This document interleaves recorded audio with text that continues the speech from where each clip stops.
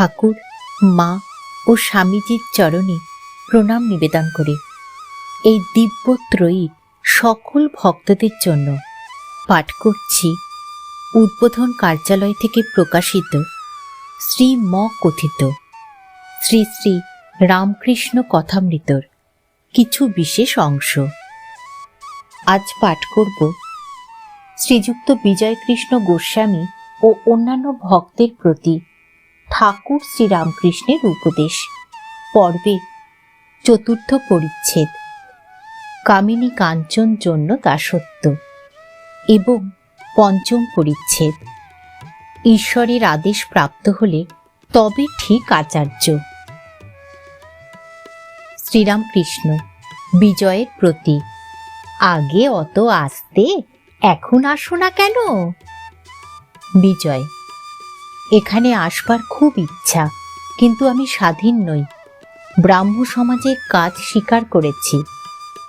শ্রীরামকৃষ্ণ: কামিনী কাঞ্চনে জীবকে বদ্ধ করে, জীবের স্বাধীনতা যায়। কামিনী থেকে কাঞ্চনের দরকার, তার জন্য পরের দাসত্ব। স্বাধীনতা চলে যায়, তোমার মনের মতো কাজ করতে পারো না। জয়পুরে গোবিন্দজির পূজারীরা প্রথম বিবাহ করে নাই, তখন খুব তেজস্বী ছিল। রাজা একবার ডেকে পাঠিয়েছিলেন, তা তারা যায় নাই, বলেছিল রাজাকে আসতে বলো। তারপর রাজা ও 5 জনে তাদের বিয়ে দিয়ে দিলেন। তখন রাজার সঙ্গে দেখা করবার জন্য আর কাহারও ডাকতে হলো না, নিজে নিজেই গিয়ে উপস্থিত। মহারাজ, আশীর্বাদ করতে এসেছি, এই নির্মাল্য এনেছি, ধারণ করুন। কাজে কাজেই আসতে হয়। আজ ঘট তুলতে হবে, আজ ছেলের অন্নপ্রাশন, আজ হাতে খড়ি, এই সব। 1200 ন্যাড়া আর 1300 নেড়ি, তার সাক্ষী উদম শাড়ি। এ গল্প তো জানো। নিত্যানন্দ গোস্বামীর ছেলে বীরভদ্রের 1300 ন্যাড়া শিষ্য ছিল। তারা যখন সিদ্ধ হয়ে গেল, তখন বীরভদ্রের ভয় হলো। তিনি ভাবতে লাগলেন, এরা সিদ্ধ হলো, লোককে যা বলবে তাই ফলবে, যেদিক দিয়ে যাবে সেই দিকে ভয়। কেননা লোক না জেনে যদি অপরাধ করে তাদের অনিষ্ট হবে। এই ভেবে বীরভদ্র তাদের বললেন, তোমরা গঙ্গায় গিয়ে সন্ধ্যা আহ্নিক করে এসো। ন্যাড়াদের এত তেজ যে ধ্যান করতে করতে সমাধি হলো। কখন জোয়ার মাথার উপর দিয়ে চলে গেছে হুঁশ নাই, আবার ভাটা পড়েছে, তবু ধ্যান ভাঙে না।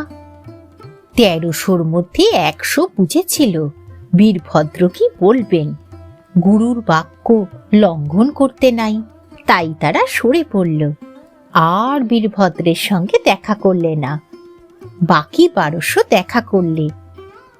বীরভদ্র বললেন, এই 1300 নেড়ি তোমাদের সেবা করবে, তোমরা এদের বিয়ে করো। ওরা বললে, যে আজ্ঞা, কিন্তু আমাদের মধ্যে 100 জন কোথায় চলে গেছে? ওই 1200-র এখন প্রত্যেকের সেবাদাসী সঙ্গে থাকতে লাগলো। তখন আর সে তেজ নাই, সে তপস্যার বল নাই। মেয়ে মানুষের সঙ্গে থাকাতে আর সে বল রইল না, কেননা সে সঙ্গে স্বাধীনতা লোপ হয়ে যায়। বিজয়ের প্রতি: তোমরা নিজে নিজে তো দেখছো, পরের কর্ম স্বীকার করে কি হয়ে রয়েছ। আর দেখো, অত পাশ করা, কত ইংরেজি পড়া পণ্ডিত মনিবের চাকরি স্বীকার করে তাদের বুট জুতার গোজা 2 বেলা খায়। এর কারণ কেবল কামিনী।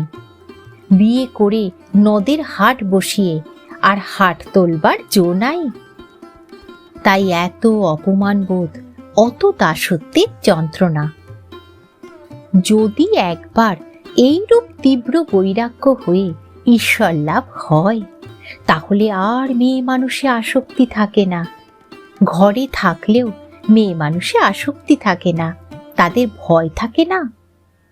যদি একটা চুম্বক পাথর খুব বড় হয় আর একটা সামান্য হয়, তাহলে লোহাটাকে কোনটা টেনে লবে? বড়টাই টেনে লবে।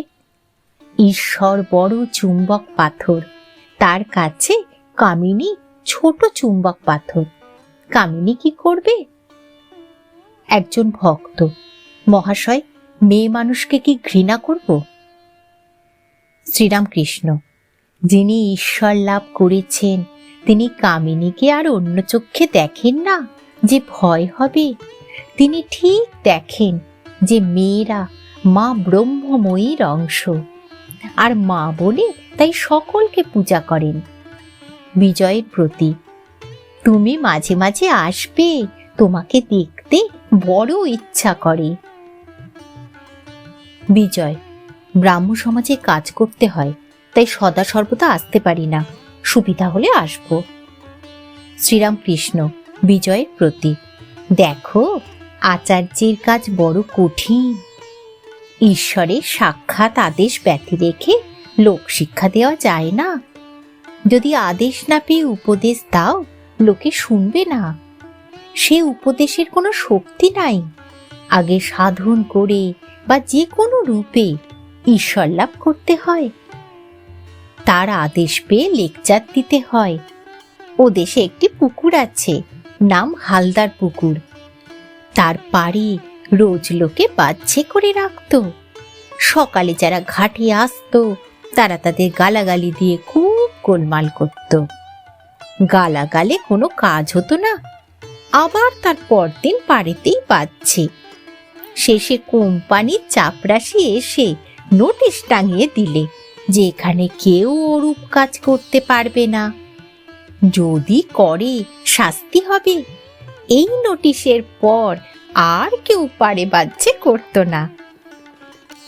তার আদেশের পর যেখানে সেখানে আচার্য হওয়া যায় ও লেকচার দেওয়া যায়। যে তার আদেশ পায় সে তার কাছ থেকে শক্তি পায়, তখন এই কঠিন আচার্যের কর্ম করতে পারে। এক বড় জমিদারের সঙ্গে একজন সামান্য প্রজা বড় আদালতে মোকদ্দমা করেছিল।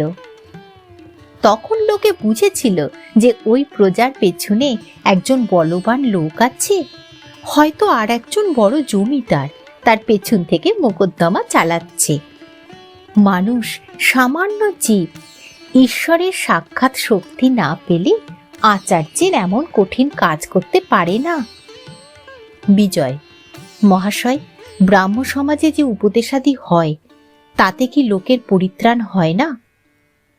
শ্রীরামকৃষ্ণ: মানুষের কি সাধ্য অপরকে সংসার বন্ধন থেকে মুক্ত করে?